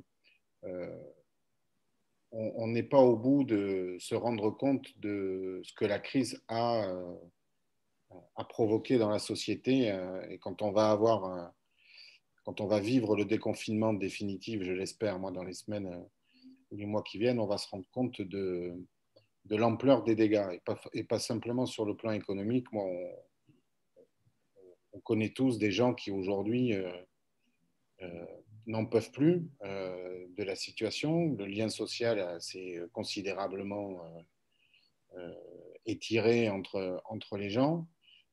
Et ça aussi, ça fait partie des éléments d'appréciation de de la situation politique quand on verra ce que sera le défilé du 1er mai de samedi. Mais alors qu'on sent beaucoup de colère et une prise de conscience certaine, il y a aussi beaucoup de désarroi qui a gagné les têtes et une espèce d'acceptation d'une situation extrêmement difficile pour beaucoup, et donc l'acceptation de politiques qui conduisent à des situations très difficiles. Donc je crois qu'on aura aussi besoin d'apprécier là où en sont les gens une fois que, si ça arrive un jour, mais enfin je pense qu'on va vers ça en tout cas, et comment on retrouvera, c'était une des questions que tu posais Dominique au début, mais je crois qu'on a besoin aussi de réinventer, et une élection présidentielle est l'occasion pour ça, de réinventer des pratiques politiques qui nous permettent de nous inscrire dans la durée et dans la continuité d'échanges avec un certain nombre de personnes qu'on va voir quand il y a des élections, quelle que soit l'élection d'ailleurs, mais avec lesquelles on ne bâtit pas des batailles, des luttes et une démarche. Voilà.